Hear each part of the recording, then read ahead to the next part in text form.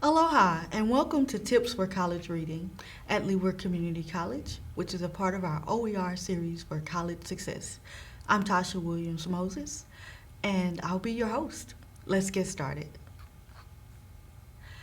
So, in terms of reading tips, you'll want to make connections, use the SQ3R reading method, take notes, annotate, and summarize. So, in terms of making connections, before you read, you'll want to consider asking yourself the question, how does it connect? By seeing the connection between the reading and the other lesson materials, you can gain a better understanding of it. So, when asking yourself this question, you should look for how the content relates to any lessons, how the information might enhance your understanding, and how the information you are reading helps with any assignments that you have. So, by looking for these connections, you can gain a better understanding of why we are reading it and how it is important. What will be asked in terms of the information you gather from your reading assignment? So, you want to read with purpose, make those connections, and keep that in mind. Keep the assignment in mind when you're reading. So keeping the importance of why you're reading at the forefront of your mind will help you to have a sense of purpose and a sense of fulfillment and enjoyment as you're reading. And so the SQ3R method is a great technique to implement when you're practicing college reading. SQ3R, it stands for Survey, Question, Read, Recite, and Review. This is a process we can use while reading text. First, we should survey the text. We can do that by skimming the reading for a general understanding and overview of it.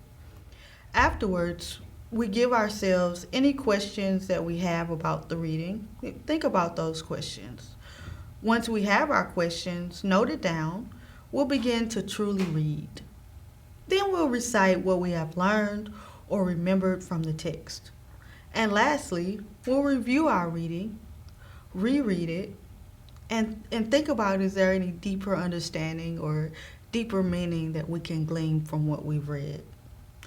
This helps to solidify our understanding. And often in college, you'll be faced with longer reading assignments than you may be used to. So it's really important to think of reading as being an active activity.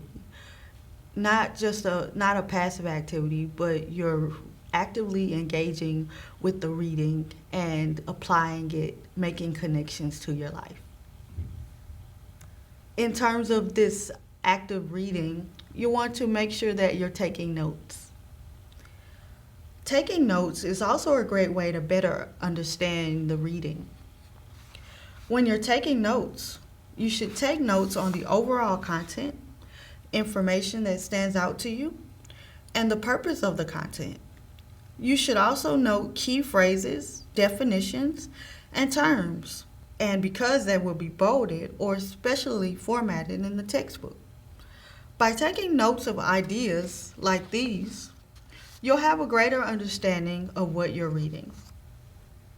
Annotate. Making annotations is another form of note-taking, where we physically mark our readings. So there are many different ways to annotate a text.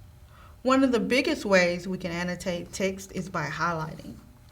You might find it useful to color code your readings and highlight key terms. You can dedicate certain colors to specific things you want to notate. For example, you can use blue for any vocabulary you come across. You can also physically write notes on the text. A great place to put these notes is in the margin of the text. These are a few ways you can annotate your readings. So don't be afraid to mark up your text as long as it is okay to do that, by also underlining and circling phrases. Summarizing. Another important part of the reading process is summarizing what you've read. In order to do so, you can get a better understanding of what you've learned from your reading. We can see how much we remembered. When we see what we've learned, we can also see what we have not learned, which will also help us to improve even further. Also, by summarizing what we've read, we can remember the information better.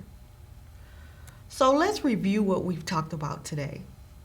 We've talked about making connections, using the SQ3R method, taking notes, annotating, as well as summarizing. The next time you engage in reading, I hope you use these strategies and that they will be helpful to you as you gain your learning outcomes for your course. I'm Tasha Williams Moses, and have a great day.